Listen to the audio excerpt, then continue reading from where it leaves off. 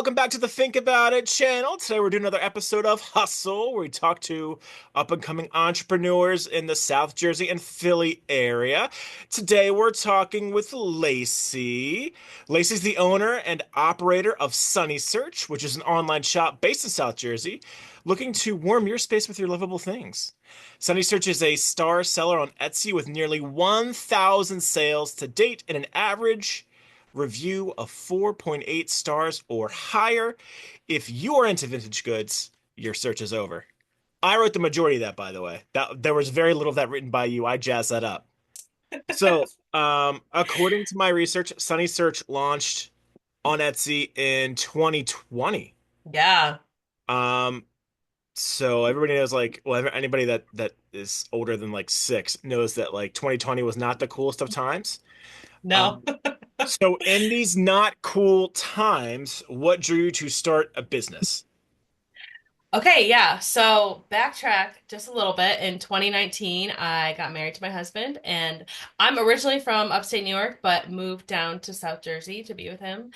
And so I was like new to the area. I had just started working, and then lockdown happened, and I had a bunch of time on my hands. And I remember my husband and I, we would go on a bunch of walks, and we were kind of like, okay, what do we want our life to look like after all this, like in the next 5, 10 years? And I really had expressed wanting to be home so that I could raise our children. And I also wanted to make money, obviously. So I was like, okay, what can I do that could make that happen? And I don't even remember the specific moment, but I have always loved thrifting. And I was like, you know what? Maybe I could sell vintage. And so the plan was to like start something then and then let it grow and then start our family. And now I'm doing that. There you go. You can't beat that. So Yeah. your educational background is not in business. No. Um, it's in photography, correct? You have a Yeah. degree in photography.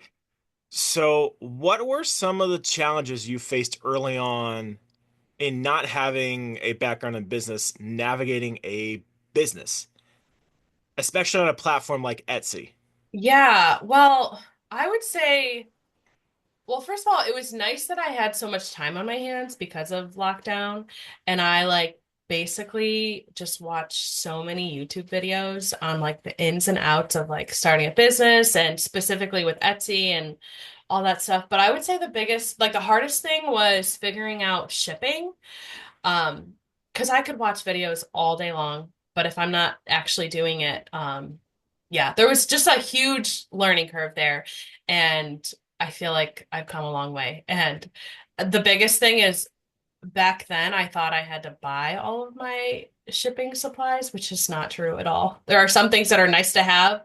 But now most of my stuff is just sourced because I find a box or on the side of the road that I like or whatever. So yeah. Keeping it green too, which is Oh nice. yeah, which yeah, and Yeah. saving money and reusing, and that's really what I'm all about. So There we go. yeah. So, how has the role in photography really helped your business and your marketing? Well, I would say just like I have just developed an eye for what looks good together and just setting up vignettes. I'm able to just market better, I would say, as far as just like taking pictures and helping people to envision things in their own spaces because it looks nice and it's not just like, bad lighting or off, like not in focus or whatever. Because I will say, like, I will see stuff you have, Hmm. and I'll be like, that would never look good anywhere in my house. And then I'll see you put on Etsy, and I'm like, oh, that looks pretty nice. Not that it didn't look nice before, but it's like I would never be able to put that somewhere in my house, no matter how cool it is. And then you'll have it like all set up with some stuff, and I'm like, okay, okay. Thanks. That's the goal. So Etsy has become a major thing, and you do um, some of your sales like in fairs and vendor shows, and even like Instagram. But Etsy's where the Yeah. bulk of your sales and stuff come from. Hmm. So, and Etsy's become super popular for any sort of creator of goods. Um, what are some of the pros and cons that you've encountered with Etsy? And we won't send this to like Etsy HQ or anything. Or anything. They won't even know who we are, but Right. The biggest pro is I'm living my dream. Like I have a platform set up and it's just there. I don't have to I could not I could go 6 months and not list a thing and it's still just like set up. And in fact, that's pretty much what I've done because I had a baby last year. But also if I want to pour myself into it and really just bulk it up, I can. So I really just like the flexibility that it provides. That's really important to me right now because I never know like when someone's gonna get sick or when someone is like, "Hey, do you want to go to the park today?" And it's just really great to, put in the time when I want,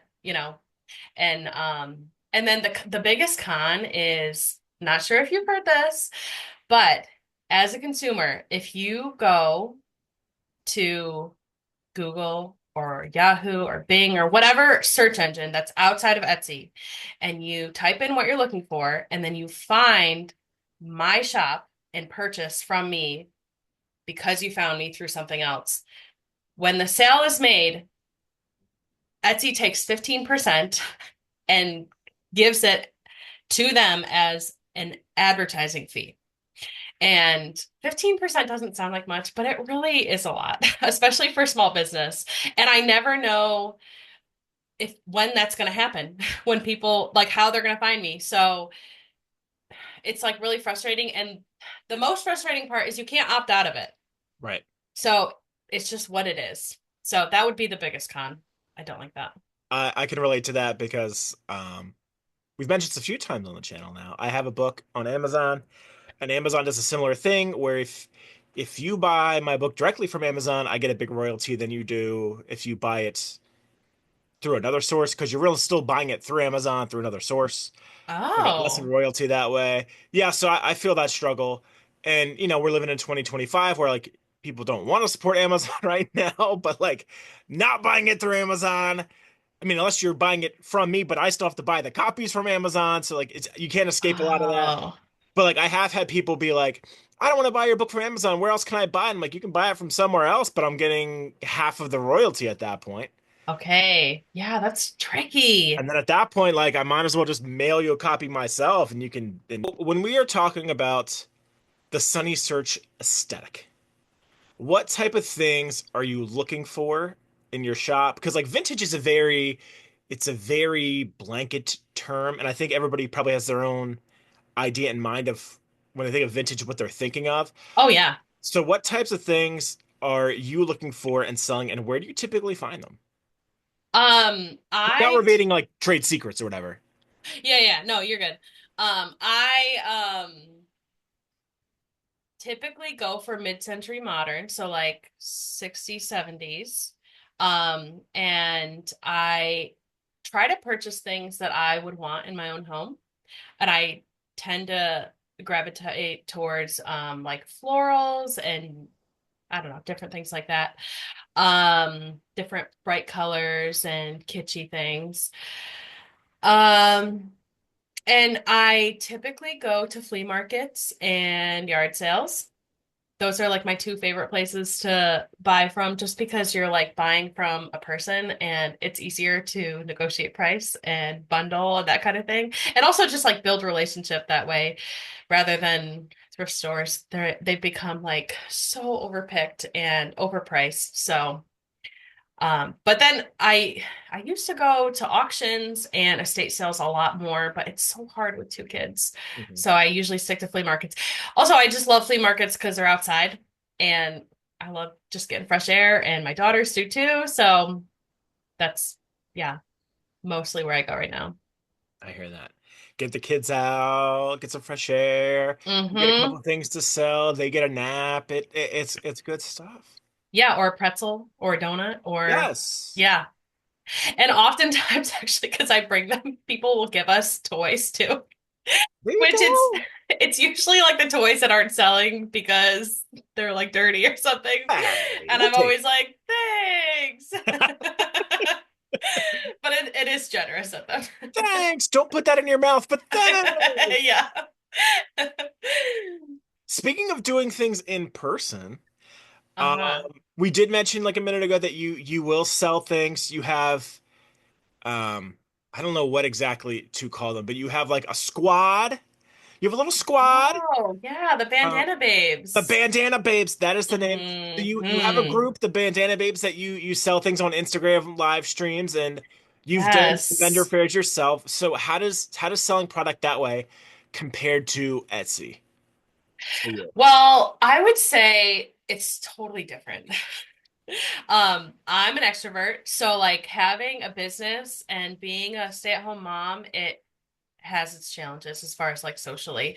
So doing lives, even though I'm like not in person with them, doing Instagram lives and selling that way has really been fun to just like build connections and like make friends that way.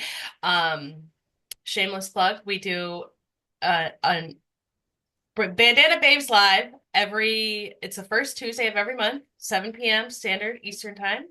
And we're on for about 2 hours. It's me and Dawn from Tacky People Vintage and Angie from Nostalgic Punk. So we've been doing it for about a year and it's so much fun. Um, and then I've also done some markets. This fall, I'll be doing the Collingswood Clover Market, and that is also really fun. And I just like love just setting it up and having like a storefront and like having people like walk through. And I love hearing people say like, "Oh, remember like grandma used to have that," or like, "I grew up with this." Like it is just like so sweet to hear that to like provide like a portal for someone so that they can like relive a memory or whatever.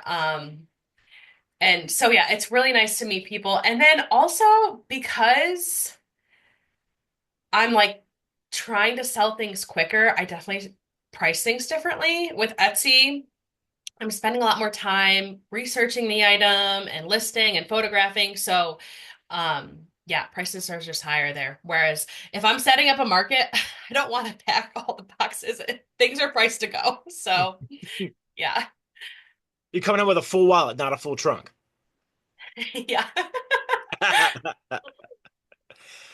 Um, so how do I phrase this? So like reselling has become a very popular thing, Yeah.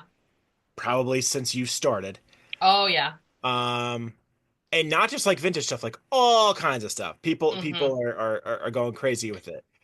And vintage has become one of those like reselling genres has become very popular. Mm-hmm. Um, so what advice would you give to someone who's interested in starting a business reselling vintage products? I would say sell what you love. Like that's gonna come through. I was thinking about this earlier. My youngest brother is obsessed with wrestling. And if he were to give me his collection to sell, like I might sell a few things, but I don't have any connection to that. I don't love that. Like it's not gonna be nearly as successful as like me selling things that I buy because I would want them in my own home. So go with what you yourself love and are passionate about. What's one of the most unique or interesting things you've sold? Okay, so this is really fun. So back when I first started, it was like it was in the first couple months of me opening Sunny Search. Um, I remember the day I walked into a Goodwill. It was the bins. It was an outlet. So I don't know if you're familiar with that, but you dig through bins I've and then seen the bins. yeah, you get what you want and then you pay by the pound. Hmm. So back then it was 99 cents a pound. And I remember going to a specific bin and it had been really like picked over. Like there weren't a ton of like good things left in it. And you could just tell by looking at it. And I found this little toy car and it was a 1970s VW van. And it just looked like a toy. And I bought it. And it kind of, and like even in the moment, it just felt like almost like a blessing from God. Like in this like trash, here is this like really cool like niche thing that is just for you. And I end up buying it and I get it home and it's a record player. You like put your record flat on the table and then you turn the car on and it spins around the record and it amplifies it and it's a record player. And I listed it. And within a few weeks, I remember exactly where I was. I was visiting family. It was Christmas Eve. And I heard the ching that we all like to hear. And I had sold it. I had purchased it for, I think, 50 cents. And I sold that for $265. You And go. I will never forget that. And I was like, wow, I'm doing it. Like, that's that's great. And I'm doing it. I So I remember seeing that on a shop and being like, that is such a cool little thing. yeah. I'd never seen it before, and yeah, who knows if I'll ever see it again. Well, here's hoping that we'll go back to the 99-cent bin, which is probably like 4.99 now. And we'll find another one Yeah. and we can relive the fun. Ah, it was so fun.